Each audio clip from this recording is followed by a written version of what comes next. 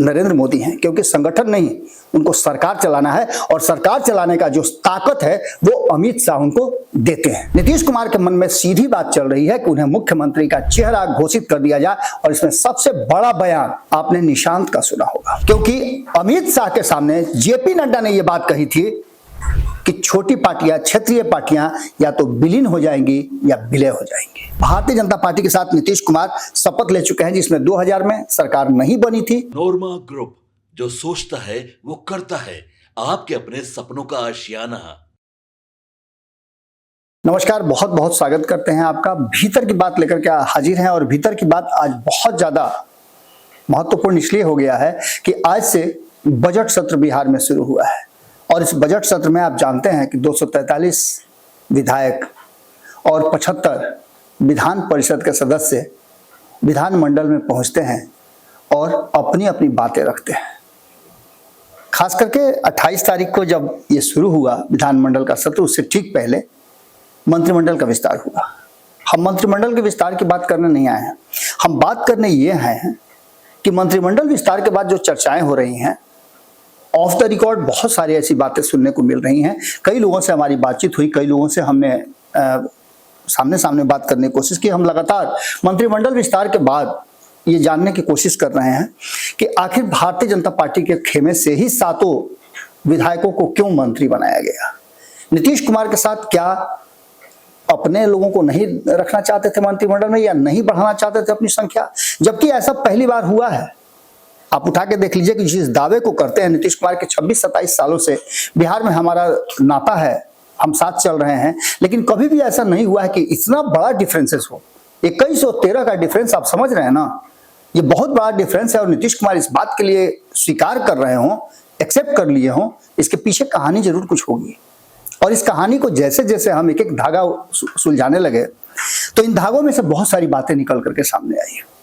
हालांकि मंत्रिमंडल विस्तार को लेकर के 7 लोगों को मंत्रिमंडल में शामिल भारतीय जनता पार्टी की तरफ से किया गया है, लेकिन उसके बावजूद भी भारतीय जनता पार्टी में इस बात को लेकर के संतुष्टि नहीं है, और भीतर ही भीतर ऐसे दर्जन भर नेता हैं जो असंतुष्ट हैं और इस मंत्रिमंडल विस्तार से काफी नाराज चल रहे हैं। कई ऐसे नेता हैं जो लंबे समय से पार्टी की सेवा कर रहे हैं, किसी भी लॉबी का हिस्सा नहीं है, और ऐसे नेताओं में खासा रोष है, क्योंकि 1-2 चुनाव और लड़ेंगे, उम्र के हिसाब से भी कह लीजिए, या और भी बहुत सारी मजबूरियां हो रही होंगी जिनके चलते वो 1-2 चुनाव और लड़ेंगे। और ऐसे लोगों में काफी रोष है, क्योंकि वो जानना चाहते थे, वो आगे बढ़ना चाहते थे, वो देखना चाहते थे कि कम समय बचा है तो वो अपने क्षेत्र का और भी अधिक विकास कर सके, और उनके पीछे भी एक मंत्री का टैग लगे। लेकिन ऐसा नहीं हुआ। कई तरह की चर्चाएं चल रही हैं, हम उन चर्चाओं में नहीं पढ़ते हैं, लेकिन हम इस चर्चा में जरूर पढ़ेंगे कि आखिर नीतीश कुमार ने, सब कुछ ठीक होने की बात की जा रही है, कहा जा रहा है कि नीतीश कुमार साथ में चुनाव लड़ेंगे। आपने देखा होगा कि भारत लाइव पे आज पूरे दिन हमने आपको पक्ष विपक्ष दोनों तरफ के नेताओं के बयान सुनवाए। उन बयानों में सबसे ज्यादा इंपॉर्टेंट जो बयान था वो ये था कि क्या नीतीश कुमार के नेतृत्व में चुनाव लड़ा जाएगा, जिसका उत्तर था हाँ। क्या नीतीश कुमार मुख्यमंत्री होंगे, इसका उत्तर था देखा जाएगा।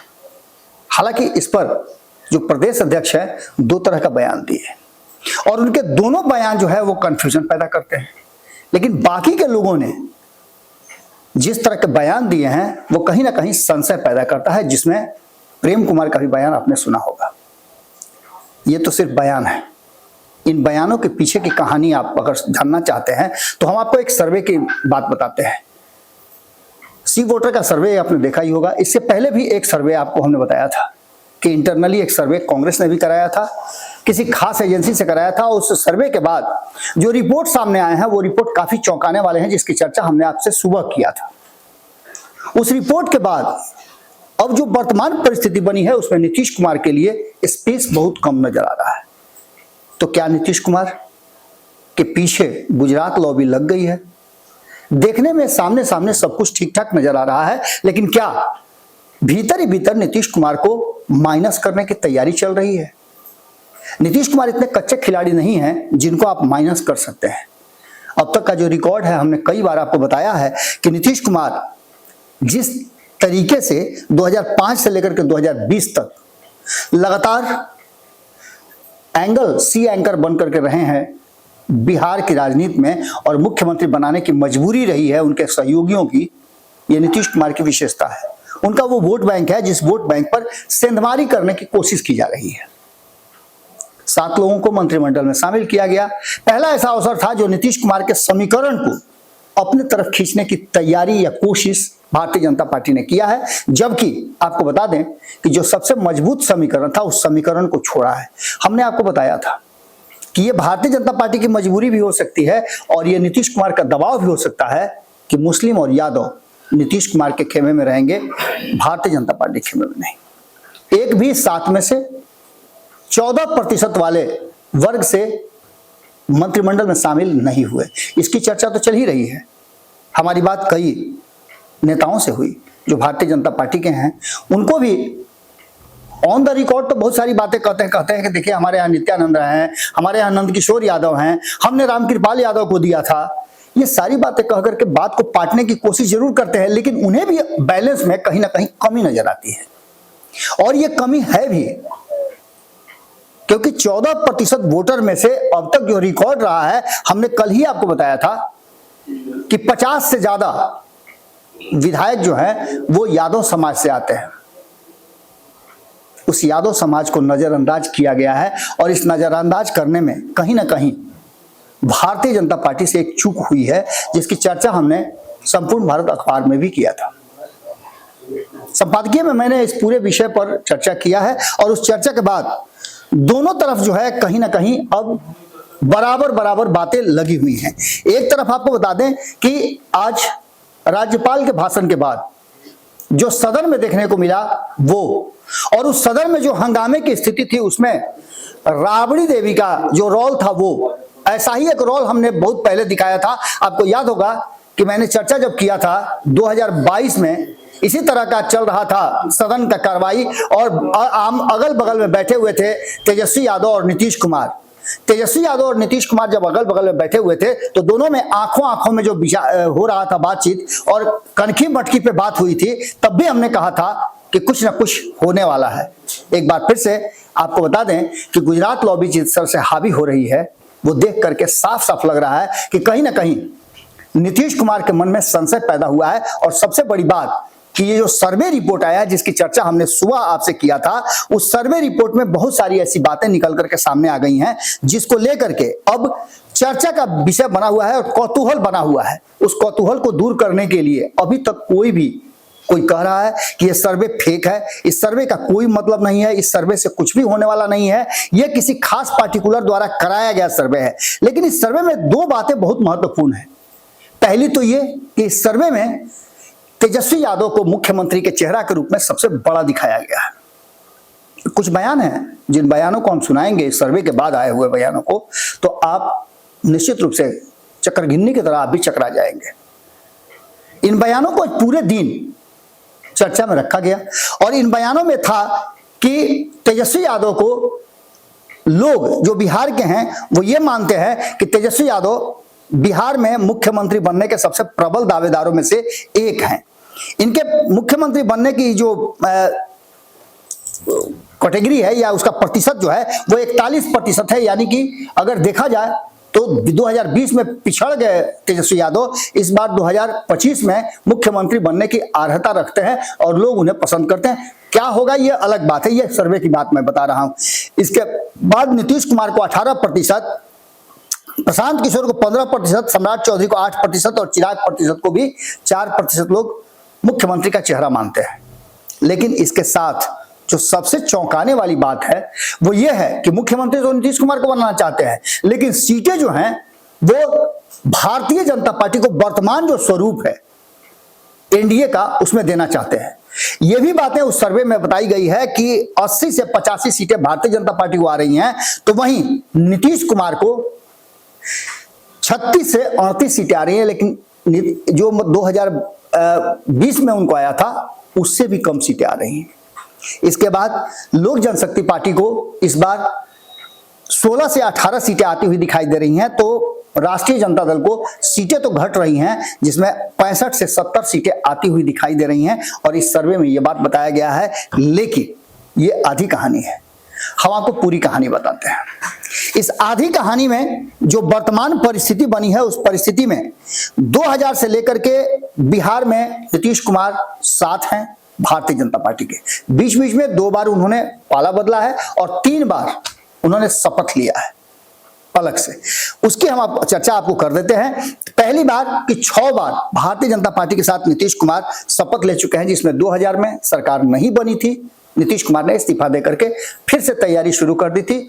2005 में नीतीश कुमार मुख्यमंत्री बने थे और 5 साल तक सरकार उन्होंने चलाया। 2010 में फिर से चुनाव हुआ। नीतीश कुमार का सबसे बेहतरीन स्ट्राइक रेट अगर कहीं है तो 2010 में है, और 2010 में नीतीश कुमार 115 सीटों पे आए थे, 91 सीटें जीत करके आई थी भारतीय जनता पार्टी, और यह स्वर्णिम काल था।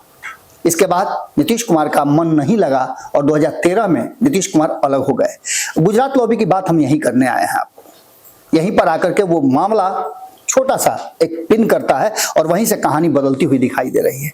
2020 में नीतीश कुमार फिर से चुनाव लड़े और भारतीय जनता पार्टी के साथ सरकार बनाया। इस बीच में 2010 के बाद 2013 में अलग हुए, 2017 में फिर से भारतीय जनता पार्टी के साथ उन्होंने मिलकर के सरकार बनाया। यानी कि अब तक 6 बार भारतीय जनता पार्टी के साथ नीतीश कुमार मुख्यमंत्री का शपथ ले चुके हैं, मंत्रिमंडल का गठन कर चुके हैं। 3 बार अब तक नीतीश कुमार राष्ट्रीय जनता दल के सहयोग से या फिर राष्ट्रीय जनता दल के साथ मंत्रिमंडल का गठन कर चुके हैं। 2013 में नीतीश कुमार आरजेडी के समर्थन से एक बार फिर से मुख्यमंत्री के शपथ लिए थे, लेकिन इसके पीछे एक बड़ा ट्विस्ट था और यही ट्विस्ट हम आपको बता रहे हैं कि 2013 रिपीट होगा क्या। इसके पीछे अब 2015 की बात कर लें कि 2013 से 2015 तक तो नीतीश कुमार समर्थन से सरकार चला रहे थे, बाहर रह करके राष्ट्रीय जनता दल और महागठबंधन का समर्थन कर रहा था। लेकिन 2015 में महागठबंधन बनने के बाद राष्ट्रीय जनता दल और कांग्रेस दोनों उनके साथ सरकार का हिस्सा बनी। नीतीश कुमार मुख्यमंत्री बने और उप मुख्यमंत्री की कुर्सी तेजस्वी यादव को मिली थी। 2022 में एक बार फिर से नीतीश कुमार को ऐसा लगा कि भारतीय जनता पार्टी के साथ रह करके उनके साथ धोखा हो रहा है, छल हो रहा है। उनकी पार्टी और उनका कुर्सी दोनों पर भारतीय जनता पार्टी की नजर है, यानी गुजरात लॉबी की नजर है। क्योंकि अमित शाह के सामने जेपी नड्डा ने यह बात कही थी कि छोटी पार्टियां, क्षेत्रीय पार्टियां या तो विलीन हो जाएंगी या विलय हो जाएंगी। ये बातें नीतीश कुमार को नागवार गुजरी और नीतीश कुमार ने वहां से पाला बदल लिया। हम आते हैं अब जिस 2013 की चर्चा कर रहे हैं उस पर। आपको लग रहा होगा कि क्या इतनी मजबूत होने के बाद भारतीय जनता पार्टी, लगभग 21-22 राज्यों में उसकी सरकार होने के बाद भारतीय जनता पार्टी नीतीश कुमार के सामने नतमस्तक होगी क्या। 2 दिन पहले ही तो भारतीय जनता पार्टी ने नीतीश कुमार को एक भी मंत्रिमंडल में सीट नहीं दिया और 7 सीट पर अपने लोगों को रख लिया। लेकिन ये एक बड़ी स्ट्रेटजी है। नीतीश कुमार ने अस्वीकार किया है, जो सूत्र बता रहे हैं, इंटरनल सूत्र से बता रहे हैं कि इसमें तय हुआ था कि नीतीश कुमार को 3 सीटें दी जा रही थी कि वो अपनी मर्जी से जिसे चाहे उसे मंत्री बना सकते हैं। लेकिन नीतीश कुमार ने इसे अस्वीकार कर दिया क्योंकि नीतीश कुमार के मन में तो कुछ और चल रहा था। नीतीश कुमार के मन में सीधी बात चल रही है कि उन्हें मुख्यमंत्री का चेहरा घोषित कर दिया जाए। और इसमें सबसे बड़ा बयान आपने निशांत का सुना होगा। भारतीय जनता पार्टी क्यों बार बार ये बात कह रही है कि नीतीश के ही नेतृत्व में चुनाव लड़ेंगे, लेकिन जब मुख्यमंत्री बनाने की बात आती है तो भारतीय जनता पार्टी के नेता बैकफुट पर चले जाते हैं। क्या अमित शाह का इतना प्रभाव चल रहा है? यह बात बिल्कुल उतना ही सत्य है जितना सूरज का पूरब से उगना। प्रधानमंत्री नरेंद्र मोदी आकर के नीतीश कुमार को अपना लाडला भले बता दें, लेकिन 1.5 लोग जो हैं, मैं 1.5 लोग इसलिए कह रहा हूं कि ये वो 1.5 लोग हैं जो एक तो प्रधानमंत्री नरेंद्र मोदी पूरा का पूरा भले ही जो सोच ले जो कर लें, लेकिन सरकार चलाने और गठबंधन संगठन को लेकर के उत्तरदायी जो भी हैं, नरेंद्र मोदी को प्रधानमंत्री बनाए रखने के लिए उत्तरदायी जो हैं वो हैं अमित शाह। संगठन को कैसे चलाना है, गठबंधन में किसके साथ किस तरह का व्यवहार करना है, ये सारा फैसला यानी कि एक व्यक्ति करता है और वो है अमित शाह। आधे नरेंद्र मोदी हैं क्योंकि संगठन नहीं, उनको सरकार चलाना है और सरकार चलाने का जो ताकत है वो अमित शाह उनको देते हैं। तो ऐसी स्थिति में हमने आपको पहले ही बताया था, आपको याद होगा कि जब मंच पे अमित शाह के लोग भागलपुर में मौजूद नहीं थे, तब भी हमने खबरों में आपको बताया था, इसी मंच पे से बताया था कि कुछ तो बात जरूर है। अब नीतीश कुमार को यह बात समझ में आ गई है। दूसरी तरफ जो सर्वे रिपोर्ट है वो भी नीतीश कुमार को रातों रात परेशान कर रही है। ये खबर देख रहे होंगे, उसके ठीक कुछ घंटों के बाद ही तिथि बदलेगी, तारीख बदलेगी और 1 मार्च हो जाएगा। 1 मार्च को नीतीश कुमार का जन्मदिन है। हम उनके जन्मदिन की बधाई तो देते ही हैं, लेकिन इसके साथ साथ आपको बता दें कि बिहार में जो गुजरात लॉबी है उसके कारण एक बार फिर से भीतर ही भीतर उमस पैदा होने लगा है। आपने देखा होगा कि जब हवा नहीं चलता है गर्मी के दिनों में और उमस पैदा होता है तो भीतर से आपको अपनी बॉडी में ही नोचने का मन करता है, खुजलाते हैं आप। उसी तरह से खुजलाहट बढ़ गई है बिहार की राजनीति में और ये किस करवट बैठेगा ये देखना बड़ा महत्वपूर्ण होगा। 2013 की बात हमने अब तक आपसे नहीं पूरी की है। 2013 में हुआ क्या था? तो नीतीश कुमार को यह पता था कि भारतीय जनता पार्टी क्या कर सकती है। भारतीय जनता पार्टी अचानक बहुत कुछ कर सकती है क्योंकि 91 उसके पास भी सदस्य थे, तो कोई बड़ा गेम कर सकती थी। इस कारण से नीतीश कुमार ने सीधे तौर पे किया क्या था कि एक फैसला लिया था और यह फैसला था कि मंत्रिमंडल में भारतीय जनता पार्टी के कोटा के जितने भी लोग थे, जितने भी मंत्री थे, उन सभी मंत्रियों को बर्खास्त कर दिया था, जिससे कि सरकार नहीं गिरी थी। और इस प्रक्रिया के तहत उन्होंने भारतीय जनता पार्टी को बिना कुछ कहे, बिना कुछ सुने, बिना किसी हंगामे के सत्ता से बाहर कर दिया था। उसके बाद बाहर से समर्थन देने के लिए उनको तैयार हो गई थी कांग्रेस, वामदल और राष्ट्रीय जनता दल। सरकार बच गई थी और यही वो सरकार थी जो 2014 के बाद, इतना बुरा स्थिति होने के बाद 2015 में भारतीय जनता पार्टी को बिहार की सत्ता से उखाड़ फेंकी थी। एक बार फिर से 2 बयान पर आप चर्चा जरूर कीजिएगा, 2 बयान पर गौर कीजिएगा। पहला बयान ये कि जब भी निशांत की बात होती है तो निशांत और तेजस्वी यादव एक दूसरे के प्रति क्या कह रहे हैं। लालू प्रसाद को लेकर के जब निशांत कहते हैं कि वो तो मेरे अंकल हैं, और दूसरी तरफ ये कहते हैं कि एनडीए के लोगों को चाहिए कि नीतीश कुमार जी को मुख्यमंत्री का चेहरा घोषित कर दें। दूसरा बयान जो बड़ी महत्वपूर्ण है, राबड़ी देवी जब कहती हैं तो सीधे तौर पे कह रही हैं कि नीतीश कुमार नहीं, वो सीधे कहती हैं कि एनडीए का पत्ता साफ हो जाएगा, बोहनी तक नहीं होगी और 2025 में एनडीए सरकार में नहीं आएगी। इन बयानों को बड़ा गौर कीजिएगा और इंतजार कीजिएगा बिहार की राजनीति में किस तरह का उलट पलट होता है, क्योंकि अक्सर बिहार इसी के लिए जाना जाता है। पूरे देश भर में एकमात्र राज्य है जहां बिहार में चुनाव है और यहां से होली जैसे बीतेगा तो काउंटडाउन शुरू हो जाएगा। कहा तो यह भी जा रहा है कि वक्त से पहले भी चुनाव हो सकता है। अगर नीतीश कुमार 2013 वाला फैसला ले लेते हैं तो ये चुनाव वक्त से पहले भी हो सकते हैं। भीतर की बात में हम आपसे यहीं विदा लेते हैं, बाकी की खबरें लगातार जारी रहेगी। सदन चल रहा है, सोमवार से फिर हम आपको सदन से सीधे कई खबरें लेकर के आएंगे, कई बयान लेकर के आएंगे और लोगों के बॉडी लैंग्वेज पर भी हम आपसे बात करेंगे। बहुत बहुत धन्यवाद, नमस्कार। आपके सपनों को हमने सजाया है, ई होम्स पैनोरमा को हमने बनाया है। ई होम्स मेरा एक सपना था जिस पे मैं पिछले 4 साल से काम कर रहा था। हमने जो बनाया है वो सबने है माना। ई होम्स पैनोरमा में हो आपका भी आशियाना। और फाइनली हमने 2021 में इस प्रोजेक्ट को लॉन्च किया। बहुत लोग अप्रिशिएट कर रहे हैं कि पूर्णिया जैसे शहर में, बिहार के, एक तो बिहार की बात करें उसमें भी पूर्णिया जैसे छोटे जगह में इस तरह का लाइफस्टाइल देना, ये सुन के हम लोगों को बहुत अच्छा लगता है। ई होम्स में हमने कुछ और भी किया है, जैसे हम जिस जगह में रह रहे हैं हमारे फैमिली सिक्योर हो, उनको सिक्योरिटी का ध्यान में रखा है। आपकी सुविधा और सुरक्षा आपके लिए खास है, ये आपका विश्वास है। इसमें आर्टिफिशियल इंटेलिजेंस का 7 लेयर सिक्योरिटी का हमने इस्तेमाल किया है। लस ग्रीन कैंपस को बनाया है, यदि हमारा बाउंड्री वाल है तो वो वर्टिकल गार्डन है। ये जितनी भी फैसिलिटी होता है एक इंटरनेशनल टाउनशिप में ई होम्स है, ये हम लोग विश्वास नहीं कर पा रहे हैं। जो भी हमारे मित्र दोस्त या जो भी हमारे बाहर के बाहर आते हैं तो हम लोगों को बहुत अच्छा सुनने को मिलता है और बहुत अच्छा क्रेडिट मिल रहा है। वो सारा हमने सिर्फ एक बिल्डिंग नहीं बनाया, हमें एक बहुत अच्छा लाइफस्टाइल दिया ई होम्स में, और मेरा एक सपना था जिसको मैं आज फुलफिल होते हुए देख पा रहा हूँ। ये आपका आवास है। ई होम्स पैनोरमा में अब आपका निवास है।